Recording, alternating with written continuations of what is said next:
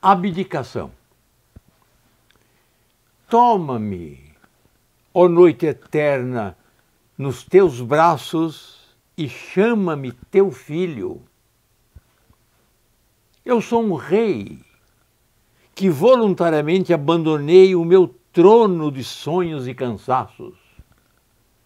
Minha espada pesada a braços laços, em mãos viris e calmas entreguei. E meu espectro e coroa eu os deixei na antecâmara, feitos em pedaços. Minha cota de malha tão inútil, minhas esporas de um tinir tão fútil, deixei-as pela fria escadaria. Despi a realeza corpo e alma e regressei à noite antiga e calma, como a paisagem ao morrer do dia. Fernando Pessoa. Estamos vendo a aula número 42. As poesias serão dedicadas ao Alberto Caieiro, um heterônimo de Fernando Pessoa. É a aula 42.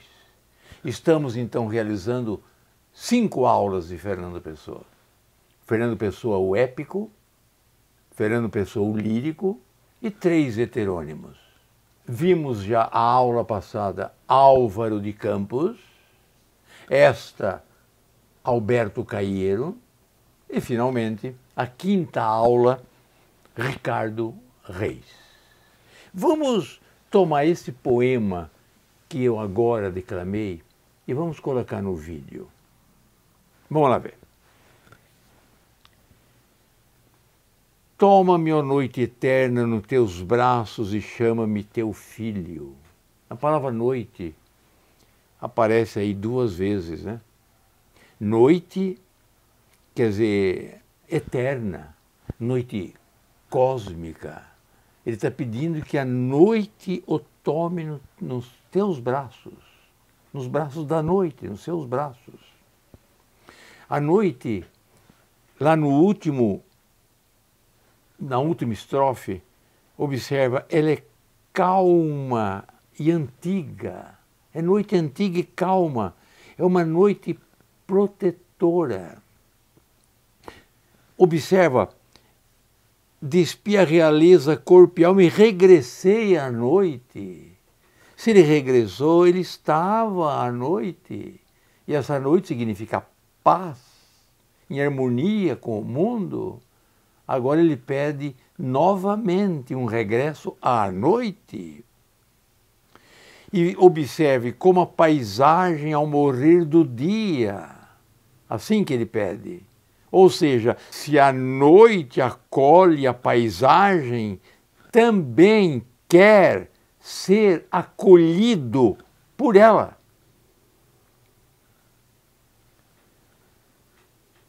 Observe o verso. Que voluntariamente abandonei. Rigorosamente o sujeito de abandonei é rei.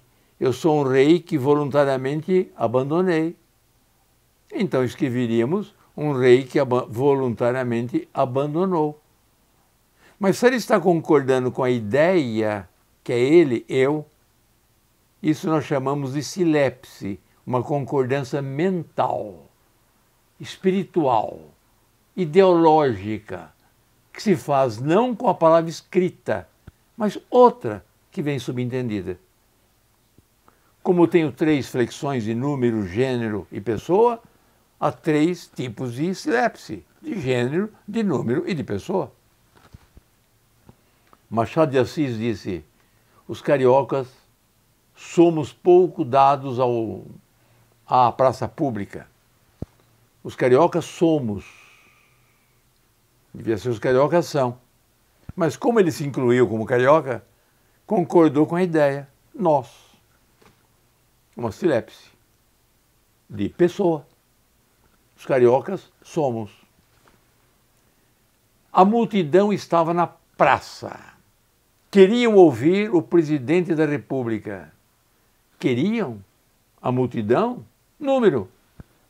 Eu concordo com a ideia e não com o que está escrito.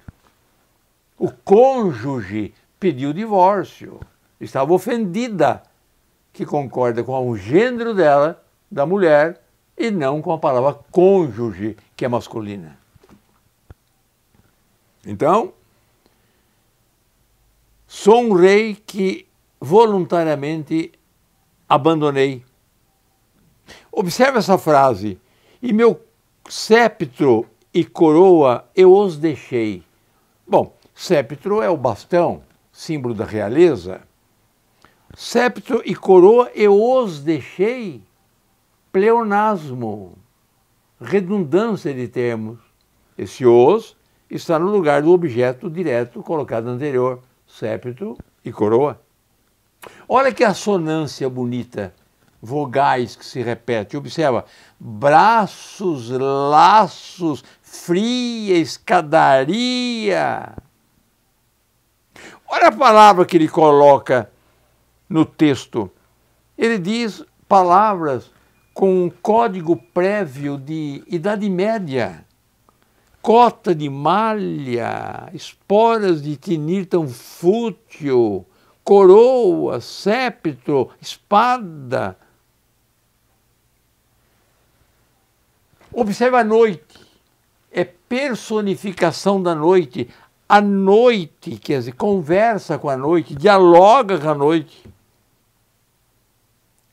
Noite calma, silenciosa e bela. Esse é um poema chamado Abdicação, em que o poeta, então, metaforicamente, como se fosse um rei, abandona o poder e retoma a calma de sua alma. É isso. É o abandono do poder metafórico para sentir-se calmo, tranquilo, em paz, em concerto, em sintonia com o universo.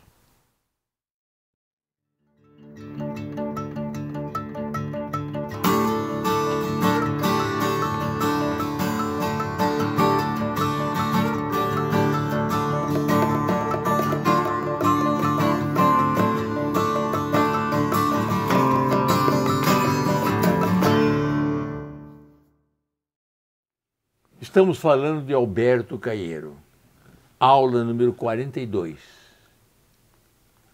Algumas características dele. Primeiro, negação do misticismo, da filosofia, do sobrenatural. Aliás, ele diz: pensar em Deus é desobedecer a Deus. Sensacionismo. Exaltam as sensações visuais e auditivas. Negação do pensamento. Acho tão natural não pensar em nada. Enfim, um homem em sintonia com a natureza, longe dos porquês. O que é de beleza numa fruta é a própria fruta, em um rio, em uma árvore, em uma flor. É o que veremos algumas poesias dele. Olá, guardador de rebanhos. Olá, guardador de rebanhos.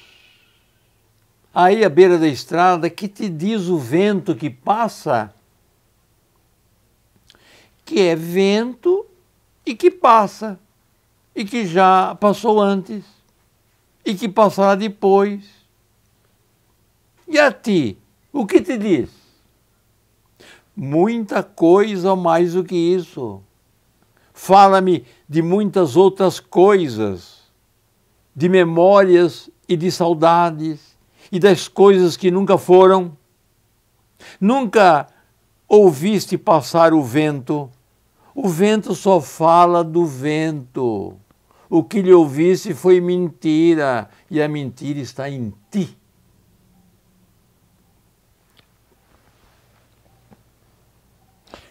Se eu reproduzisse esse diálogo entre o sujeito lírico, o poeta, e o viajante que passa, o guardador de rebanhos, Então, seria mais ou menos assim. O sujeito lírico, que te diz o vento que passa, o guardador de rebanhos, que é vento e que passa, e que já passou e que passará. E a ti, o que é que te diz? O sujeito lírico, fala-me de memória, de saudade, coisas que nunca foram. E o guardador de rebanho, o vento só fala do vento. O que lhe ouviste foi mentira, e a mentira está em ti. Duas posições antitéticas você percebe no poema. Duas posições antitéticas perante a vida. O guardador de rebanho, que é racional, como vocês estão vendo, pragmático, simples, sem conflito. E o sujeito lírico, que envolve a natureza em mistérios, em conflito. Faz a natureza o âmbito, o campo de memória. Na verdade, o guardador de rebanho sabe que a natureza é indiferente aos conflitos humanos. Como dizia Machado de Assis, se queres chorar, chore. Se queres rir, ria. As estrelas estão muito altas para sentir a sua felicidade ou infelicidade. Essa é a ideia do olá, guardador de rebanhos. Que pensa o vento? Não pensa nada, ele vem, ele não pensa em nada, apenas passa.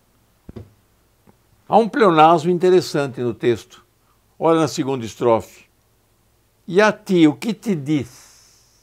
E a ti, o que te diz? O segundo te é pleonástico de e a ti, é a repetição.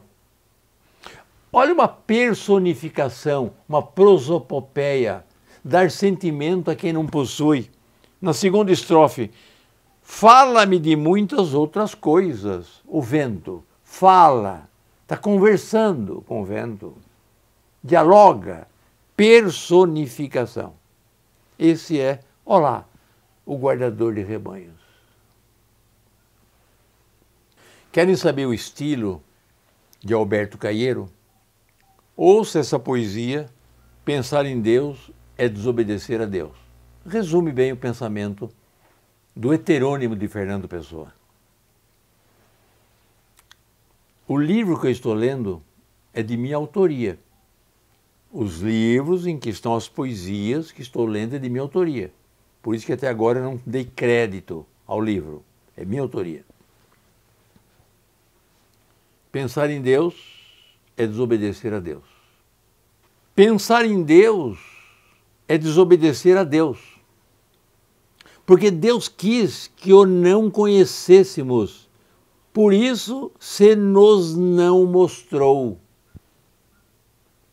Sejamos simples e calmos, como os regatos e as árvores, e Deus amar-nos-á, fazendo de nós belos como as árvores e os regatos, e dar-nos-á verdor na sua primavera, e um rio onde ir ter quando acabemos.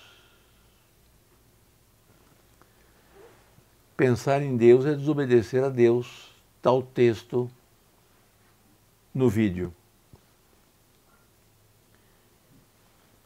Nesse poema, o autor se revela panteísta.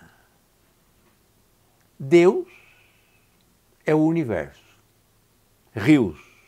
Deus se esconde precisamente porque não existe, segundo Alberto Caeiro. Eu posso estabelecer algumas diferenças.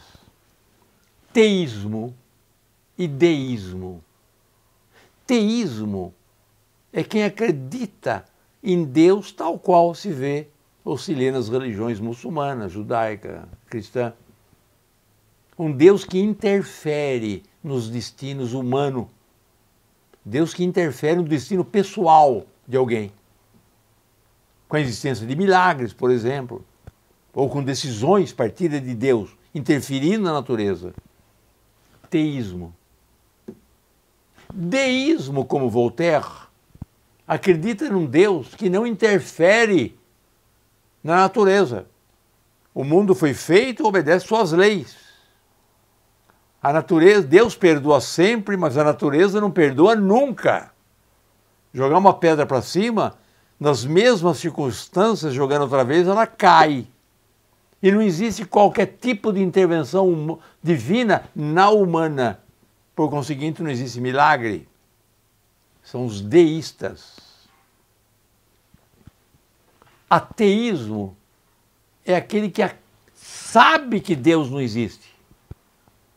Diferente do agnóstico, que admite que pode existir, mas não tem provas, e admite que não existe, mas também não tem provas. Ele é um agnóstico.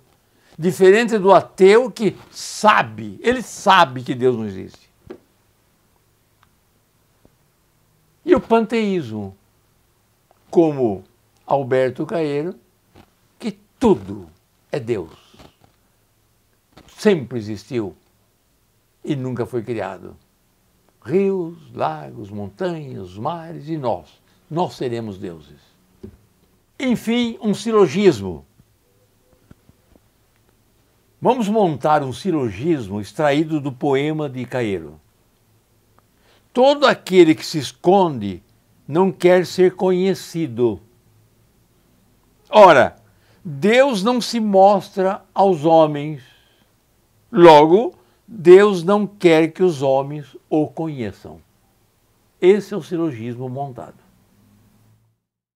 Alberto Caeiro, sou um guardador de rebanhos. Sou um guardador de rebanhos. O rebanho é os meus pensamentos. E os meus pensamentos são todos sensações. Penso com os olhos e com os ouvidos e com as mãos e os pés e com o nariz e a boca. Pensar uma flor é vê-la e cheirá-la. E comer um fruto é saber-lhe o sentido. Por isso, quando num dia de calor me sinto triste de gozá-lo tanto e me deito ao comprido na erva e fecho os olhos quentes, sinto todo o meu corpo deitado na realidade. Sei a verdade e sou feliz. Poema típico de Alberto Caeiro. Poema típico. As coisas não têm significado, têm existência. Cada coisa é o que é.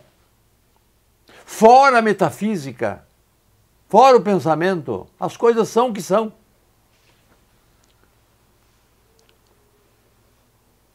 Ele é simples, ele é primitivo, aprende com o pôr do sol, dispensa a metafísica, dispensa a filosofia. Quem guarda rebanho entra em contato com o próprio universo. Quer as sensações. E que sensações são essas? São sensações visuais, auditivas, olfativas, táteis, gustativas. Veja no texto para confirmar. Observa. Sensações ou sensação visual. Pensar uma flor é vê-la e fecho os olhos quentes e penso com os olhos. Sensação visual. Veja a sensação auditiva. Leia comigo a sensação auditiva. Penso com os ouvidos. Observe a sensação olfativa. Penso com o nariz. A sensação táctil. Penso com as mãos e os pés. Sinto todo o meu corpo deitado na realidade. Veja a sensação gustativa. Penso com a boca. E comer um fruto é saber-lhe o sentido. Enfim, pensar uma fruta é perceber a cor, a forma, a existência. Ver o fruto, cheirar, seu perfume, seu gosto, tocar as mãos, provar o sabor. Sensacionismo. Esse poema basta para entender a filosofia de Alberto Caeiro. Mais um poema de Alberto Caeiro. Ontem à tarde, um homem das cidades falava à porta da estalagem, falava comigo também. Falava da justiça e da luta para ver justiça, e dos operários que sofrem, e do trabalho constante, e dos que têm fome, e dos ricos que só têm costas para isso. E olhando para mim, viu-me lágrimas nos olhos e sorriu com agrado, julgando que eu sentia o ódio que ele sentia e a compaixão que ele dizia que sentia. Mas eu mal estava ouvindo. Que me importa a mim os homens e o que sofrem, ou supõem que sofrem? Sejam como eu, não sofrerão. Todo o mal do mundo vem de nos importarmos um com os outros, quer para fazer bem, quer para fazer mal. A nossa alma e o céu e a terra bastam-nos. Querer mais é perder isto e ser infeliz. Eu, no que estava pensando quando o amigo de gente falava, e isto me comoveu até as lágrimas, era em como o murmúrio longínquo dos cascalhos, a esse entardecer, não parecia os sinos de uma capela pequenina. A que fossem à missa as flores e os regatos e as almas simples como a minha. Louvado seja Deus que não sou bom e tenho o egoísmo natural das flores e dos rios que seguem o seu caminho, preocupados sem eu saber, só com florir e ir correndo. É essa a única missão do mundo, essa, existir claramente e saber fazê-lo sem pensar nisso. E o homem calara-se, olhando o poente. Mas que tem com o poente quem odeia e ama?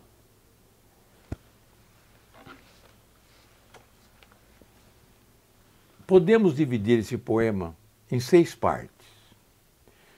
Vamos colocar no vídeo. E acompanhem comigo. Didaticamente acompanhem comigo. Cada parte do poema é uma estrofe. Então, leia a primeira estrofe. Vamos ler a primeira estrofe. Leia a primeira estrofe. Um tempinho para você ler a primeira estrofe. É a primeira parte. O que está escrito lá? Está escrito mais ou menos o seguinte, com outras palavras. A porta da estalagem falava da justiça. Quer dizer, esse é o discurso de um homem da cidade. Esse é o discurso dele. Abre-se o poema com o discurso do homem da cidade. Qual é o discurso? A porta da estalagem falava da justiça, esse homem da luta para ver justiça, e dos operários, e do trabalho, e da fome, dos rios. Certamente um discurso marxista. Operários de todo mundo, univos. Esse é o primeiro. Leia a segunda estrofe. Leia com calma a segunda estrofe. É a segunda parte. É o engano de um homem das cidades. O engano. seu discurso não comunica como pensa. Lágrimas nos olhos do sujeito lírico provocam sorriso nos lábios de um homem da cidade. Pensou erradamente que as lágrimas fossem o resultado de seu discurso. Não sabe que Calheiro nega a utilidade do pensamento. É antimetafísico. Eles não estavam impressionados pelo discurso político do homem. Chorou por outras razões. Terceira parte. Leia a terceira estrofe, onde começa: mas eu mal estava escutando. Então a confissão do sujeito lírico não era receptor daquele discurso. Os homens e sua justiça, como se vê no texto, e sua miséria pouco lhe importam. O sofrimento humano está precisamente em querer preocupar-se com toda a humanidade. É isso que está escrito. Leamos a quarta estrofe. É a revelação do pensamento do sujeito lírico. Quer o sujeito lírico o bucolismo de uma capela pequenina, que agasalhasse as flores, os regatos, as almas simples como a dele. Calheiro é um poeta da natureza, da simplicidade, interpreta o mundo através dos sentidos e não da razão, como quer o homem da cidade. Quinta parte. Leia a estrofe. Sensacionismo do sujeito lírico. Única missão do mundo. Existir claramente tal qual os rios que seguem o seu caminho sem pensar e as flores que também sem pensar colorem. Interessa-lhe a realidade imediata. Finalmente, sexta, o desfecho. O paradoxo expresso no gesto do homem da cidade. O desfecho é dado por apenas os dois últimos versos.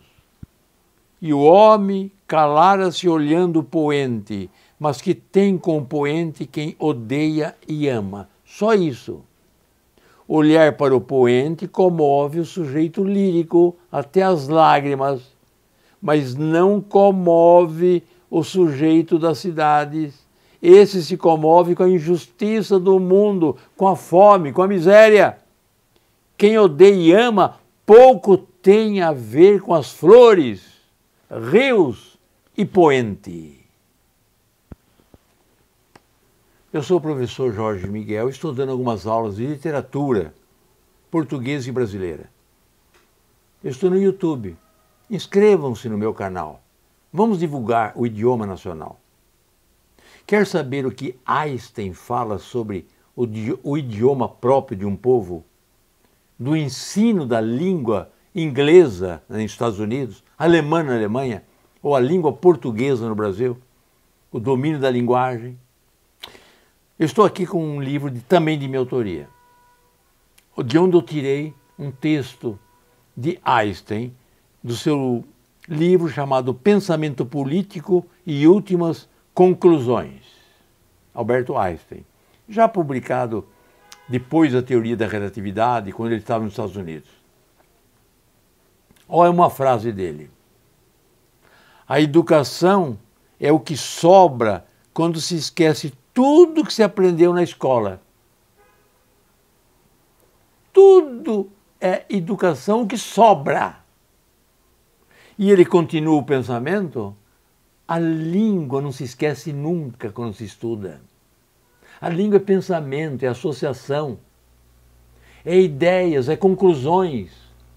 A língua faz raciocinar, faz deduzir, faz associar.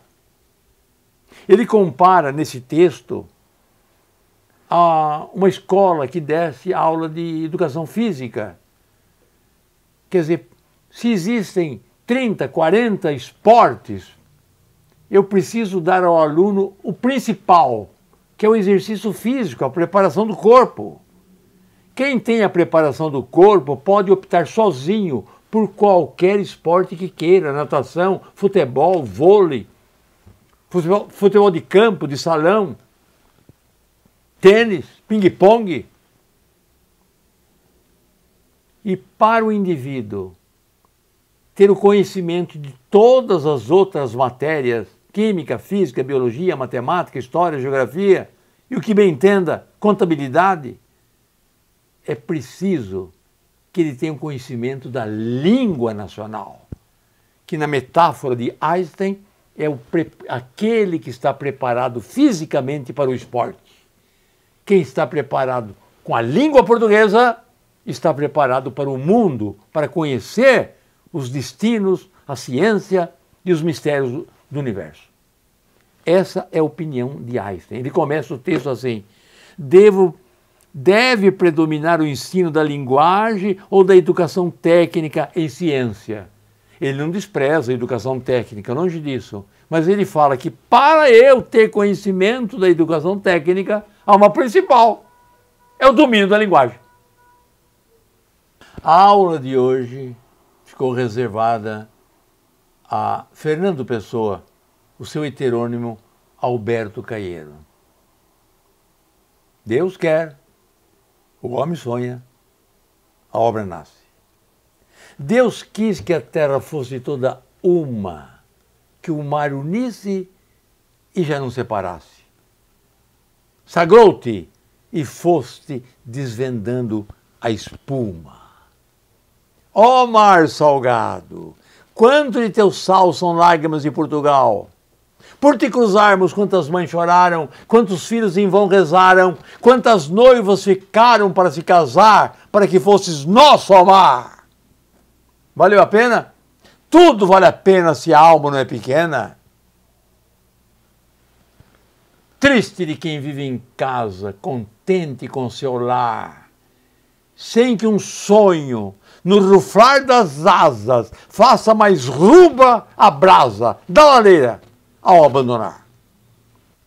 Não é difícil explicar porque a minha pátria é a língua portuguesa.